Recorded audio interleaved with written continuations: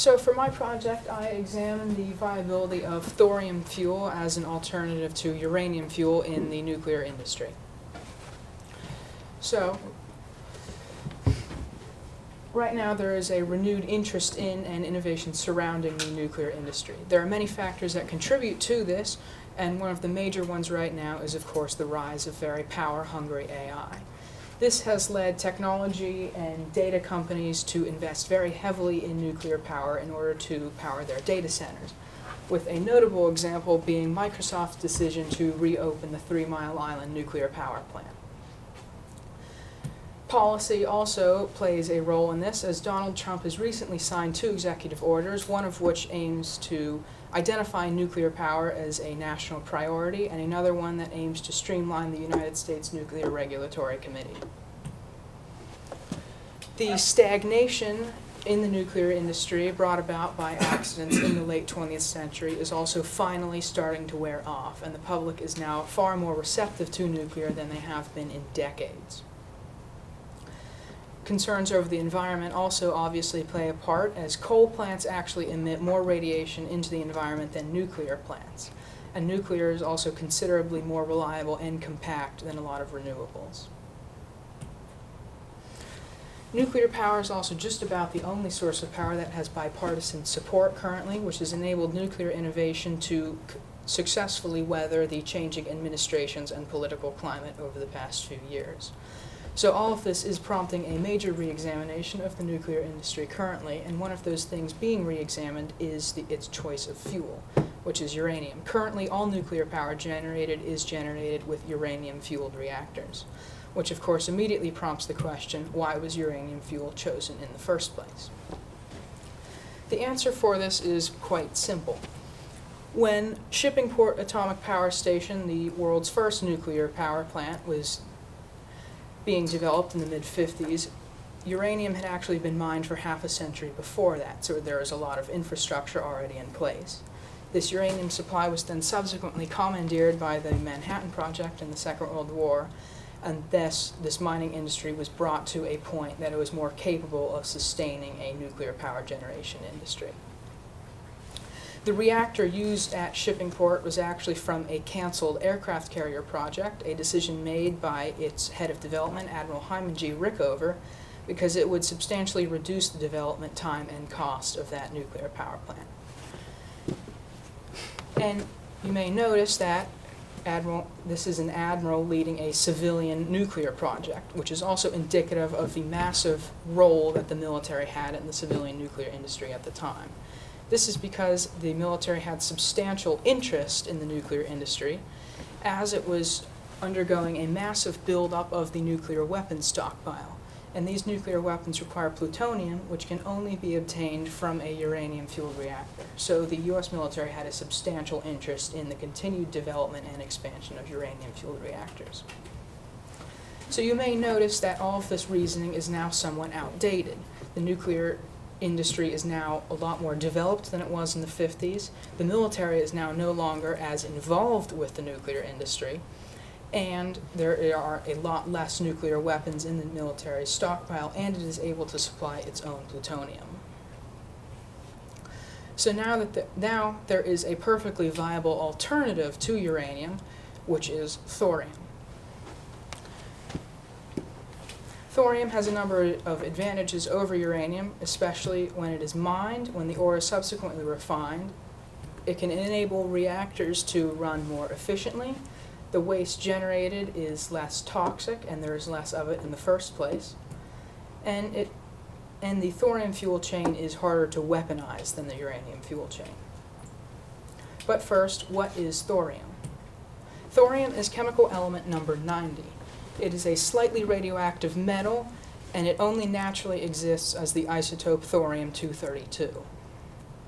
It and uranium are the only 2 elements able to be used in nuclear reactors, the only 2 naturally existing elements, and it sits 2 spaces to the left of uranium in the periodic table. Of course, we will begin at where a lot of nuclear fuel begins, and that is the mining stage. Uranium can be mined in one of 3 ways: an open pit mine, an underground mine, and an in situ leach mine. Open pit and underground mines work very similarly to their non-uranium counterparts. And with an in-situ leach mine, extra consideration must be paid because they involve injecting a leaching solution into a uranium ore body, which then strips the uranium away from the host rock, and then it is pumped back up to be refined.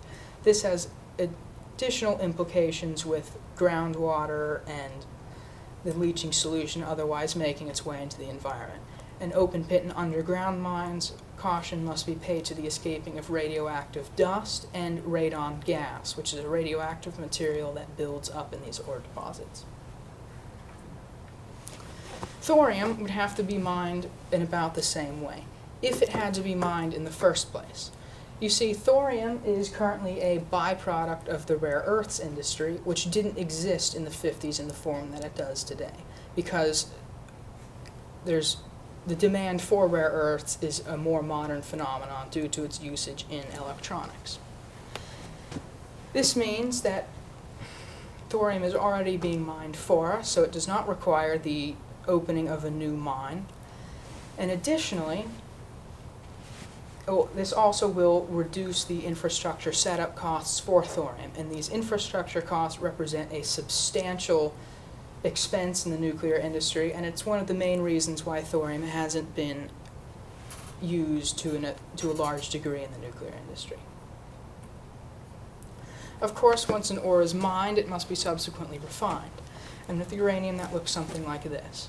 The ore is crushed, it is then leached, the uranium is sort of dissolved away from the host rock by an acidic solution. If an in-situ leach mine was used, it would already be in this form. These solids are then separated and disposed of. These solids are the tailings of the mine, and the problem with these is that they have a lot of radium and radon in them, which are radioactive elements and are actually the source of most of the radioactivity of uranium ore. This means that these tailings are somewhat difficult to deal with. The uranium is then precipitated out of the solution, it is then dried, and then it is in its yellow cake form, which is uranium concentrate. It's about 85% uranium, and from this point it goes on to further processing. And some of that processing includes enrichment. Natural uranium is only about 0.7% uranium-235, with the other 99.3% being uranium-238. And the difference between these two materials is that uranium-238 is fertile, which means that when bombarded with neutrons, it will transmute into a fissile material. Uranium-235, on the other hand, is a fissile material, which means that when bombarded with neutrons, the atoms will fission or split. In order to be used in a nuclear reactor, uranium must be enriched to 35% uranium-235. And the problems with this process are twofold. One of them is that it's a very costly and complex process that actually is responsible for adding a lot of the cost to uranium fuel. And the second is that this process is often used to minimize or cover up a nuclear weapons program, as they both require this same process. This recently happened with Iran, even though the Iranian nuclear program was fairly obvious for what it was. Thorium is different because, again, the rare earth industry steps in to help. Thorium has to be separated out of rare earths ore in a fairly advanced form, which can then be refined further to make thorium fuel through a very straightforward process. Thorium also does not have to be enriched because it only exists in the isotope thorium-232, which is fertile. It only requires some fissile material to be added with it in a reactor, which may seem like a nuisance, but it's actually fairly useful because this feature of thorium can be used to incinerate civilian and military plutonium stockpiles, which are costly to store and are another proliferation hazard. Of course, the most significant factor with any nuclear fuel is how it performs in a nuclear reactor, and thorium performs very well. Light water reactors are the type of reactor that is now most commonly used to generate power in the world. Light water is just how the nuclear industry refers to regular water, and these use regular water as their neutron moderator and their coolant.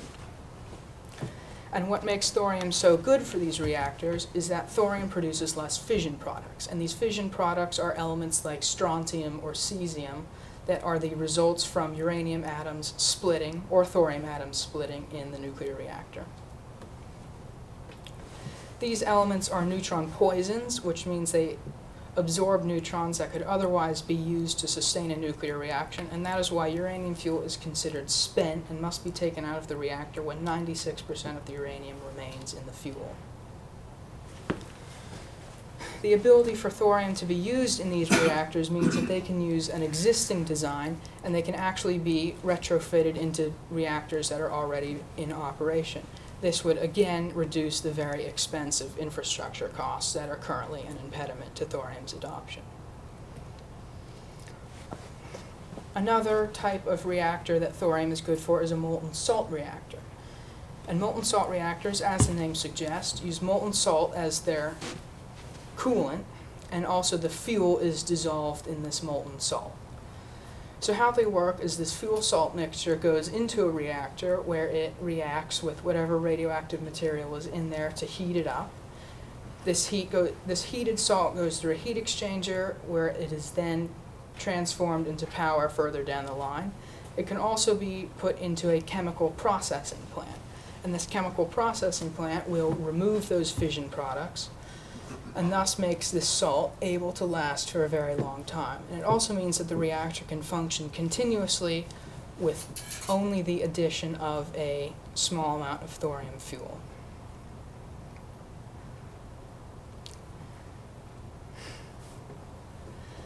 Molten salt reactors also take advantage of thorium's ability to breed uranium-233. As this uranium-233 can be separated out of the thorium-232 in the fuel chain, and it can then be subsequently reinserted into the nuclear reactor to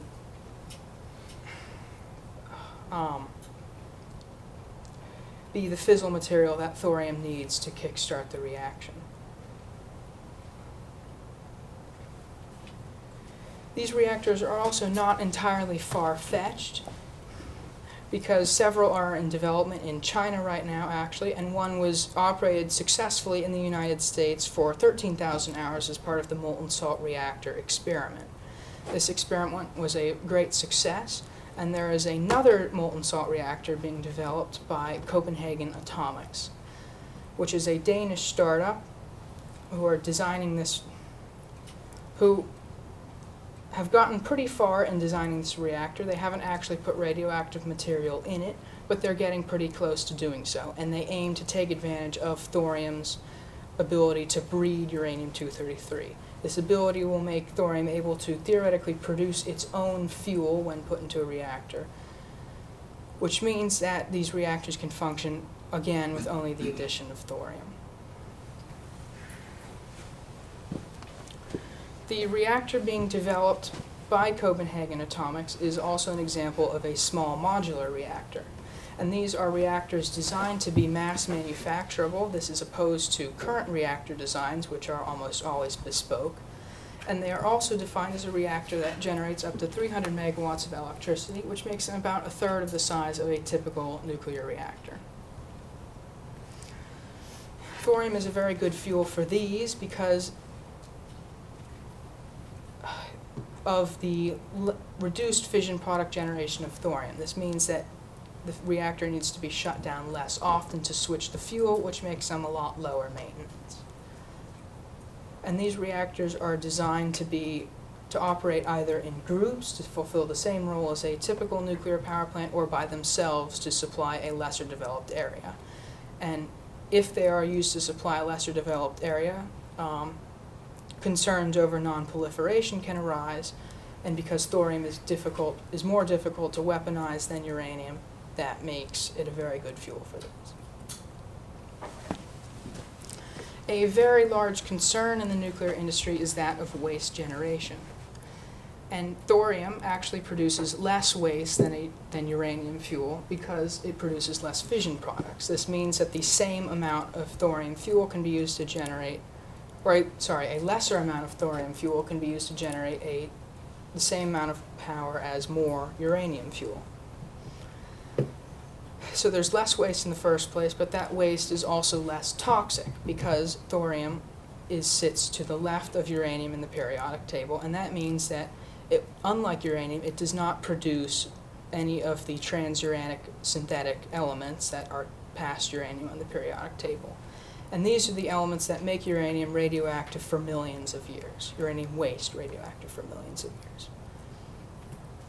Another big concern is over nonproliferation, and thorium resists nonproliferation very well because thorium itself cannot be turned into a nuclear bomb, but the uranium-233 produced when it is in a reactor actually can, and it has in the MET detonation of Operation Teapot. This detonation actually yielded only 2/3 that it was of the expected yield, so it was kind of underwhelming. And additionally, the uranium-233 that comes out of a nuclear reactor it's contaminated with uranium-232, which has a daughter product that is a very strong gamma radiation emitter, and gamma radiation is difficult to shield against and handle. So this does make thorium waste harder to deal with, but it also means that it's harder to weaponize.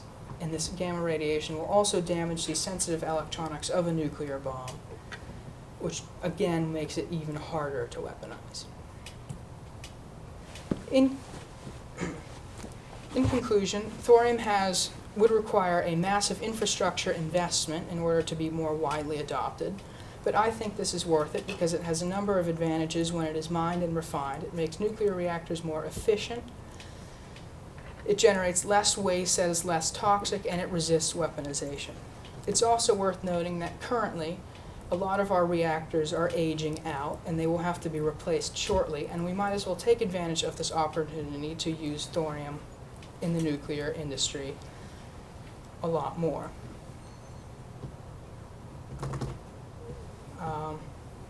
Thank you. That's not what I was going to say.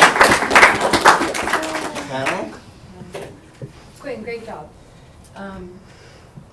I'm just wondering, is thorium being talked about a lot out there? Yes. Or is that how you learned about it or come to be interested in it? It's very, it's somewhat hotly debated in the nuclear industry. There's people who think that we should just go with, there's people who think that we should just go with what works, and then there's also people who think that thorium should be adopted. I'm obviously of the latter category. Mm-hmm. So it's somewhat of It's a topic that's big being debate, debated. yeah. Okay, great. Nice work. I like how you gave a good historical overview first, and mentioning things like the military-industrial complex, like the beginning of nuclear proliferation, and then also addressing current political factors, as you cited the executive orders of Trump. I'm curious as to, inside the continental U.S., where would thorium be mined from? Like what areas of the country? It's in the west. A bit of it is kind of out west, but most of it would be mined as part of our rare earths reserves. Is any of that on like protected land, Native American reservations that you know of? There's probably some of it that is. There's actually a uranium mine that was on a Navajo reservation recently that was shut down pretty quickly due to a lot of local objections. And that's a bit of a problem with uranium mining, is because it has a significant amount of local backlash. I have two questions that kind of like follow up with that. So you talk about the rare earth industry. What does that mean? What is being mined, and how is thorium being produced from that process? Rare earths, they are elements that are in the second to bottom level of the periodic table. They're elements like pneumodium, lanthanum. They're used in things like magnets. Pneumodium is a significant part of a lot of magnets nowadays. A lot of the other rare earths are additives to it.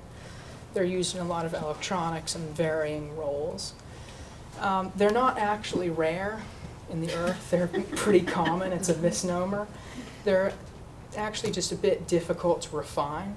And the thing is that thorium is often in with all these rare earths in its ore.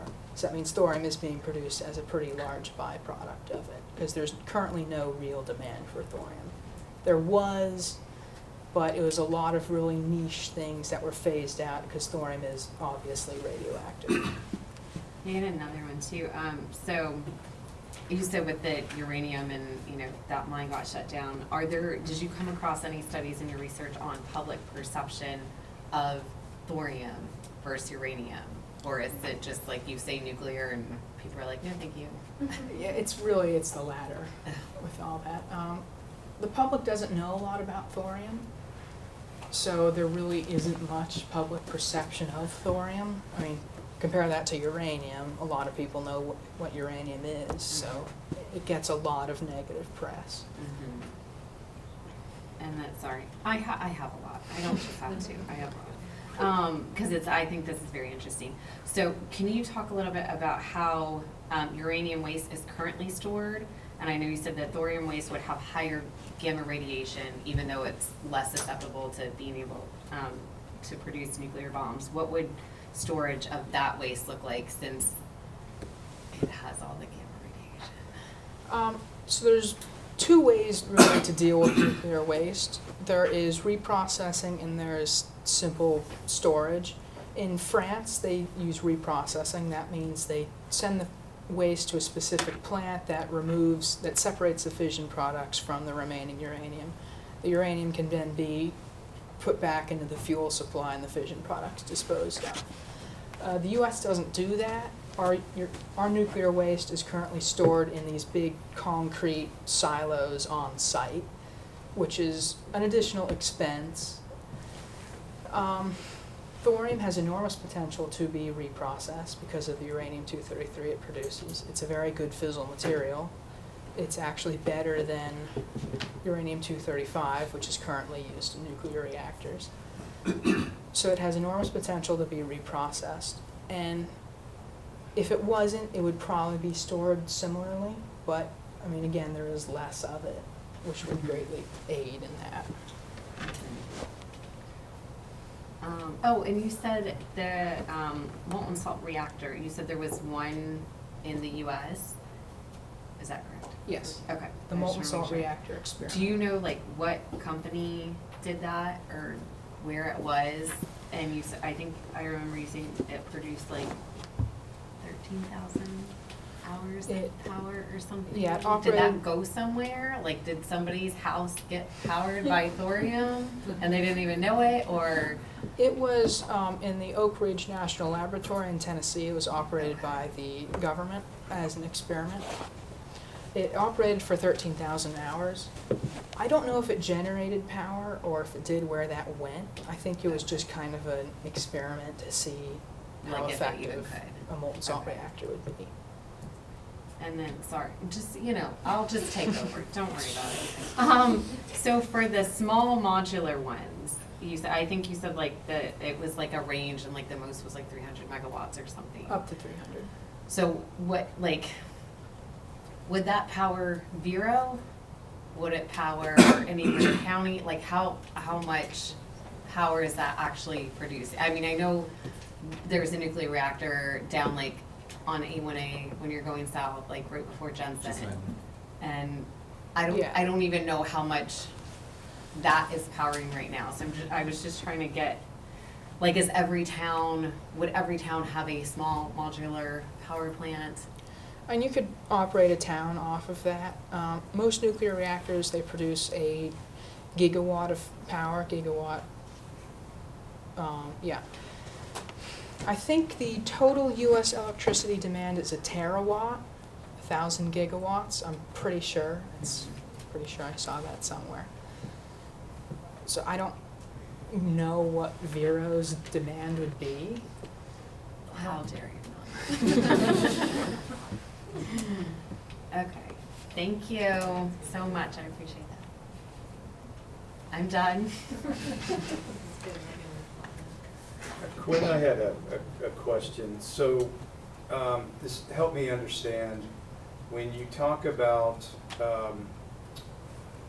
building reactors, or are they typically built near the mining, where the mining source is, or is that uranium or thorium transported to the reactor? They're not typically built nearby mines. Okay. Most of them are built nearby bodies of water to cool the reactor. Okay. And then how do they is it just a regular transport through trucking, or? I think trains are pretty extensively used. Okay. There's a very specific train layout. It's got its own like security car. It's a pretty big Okay. thing. Okay. I think it can also be transported by truck, but it requires a lot of security. Okay. It's a pretty high level. Right. And then thing you to carry. mentioned local backlash on some, I know you did as well, kind of. Has there been backlash with the proposed reopening of 3 Mile Island, Microsoft coming in? I haven't seen any. I mean, Is anybody, I'm just curious. I haven't heard anything Yeah. about the it. thing with 3 Mile Island is very little radioactive material was actually released. It was just some radioactive gas that made its way into the environment. So the area around 3 Mile Island is not contaminated at all. And the second reactor, which is the one that they're reopening, it actually operated up until 2018. Okay. So they're only reopening about a 7-year-old reactor, Okay. or one that's been shut down for 7 years. Okay. Thank you. I have a question, I guess, about, so if thorium were to get some momentum behind it, and we saw some opportunity to start kind of using that form more than the uranium, did you run across anything in your research that indicated how easily we would be able to kind of either retrofit, or do we just have to build entirely new reactors in totally different areas? Is there, what do we do with the old ones? The Department of Energy studied this. I looked at that study while I was researching this, and they found that you could retrofit thorium into a existing reactor, which would reduce infrastructure costs by quite a bit. So would you foresee, like, if everything went like you would like to see it go, would you see this replacing uranium completely, or would you have like a hybrid, like some reactors are doing uranium and some are doing thorium? Probably a hybrid system would be best, because if we wanted to have nuclear take up more of a proportion of our electricity, we would want to have kind of a diverse power supply for that to make it more resilient. So sourcing from both thorium and uranium would help in that a lot. But I think that thorium should be a lot more commonplace in the nuclear industry. The way you manage all of what you just managed was really impressive. Thank you. I want to speak to that, Yeah. Quinn. I have to say, of all the presentations, in recent memory, you have the most inimitable style about presenting material. You're talking about thorium and nuclear and uranium, and you're very fluid, with a very interesting approach to delivering this information. You obviously know what you're talking about, and I thought it was it's for the non-chemists and physicists in the room. It's complicated, but you delivered this in a very, I think, very informative way, and I have to applaud you on the way you deliver. Thank you. You do have a style about you that's interesting. Yeah, I've been So interested in this for a very long time. You can tell that. Yeah. By the way, thank you. No, you want to blow things up and catch things on fire? Shocking. I guess you must have some ongoing, So the two of you must have some ongoing debate apparently on this topic. I see. He You're just always wants to anti-thorium? blow up my room. No, he just always wants to It's a catch bit it of on a running fire. joke in biology labs. I'm like, no, go just for go to chemistry. flammable Get out of my chemicals. room. All right, Might thank go you. to work on the nuclear program. Yes.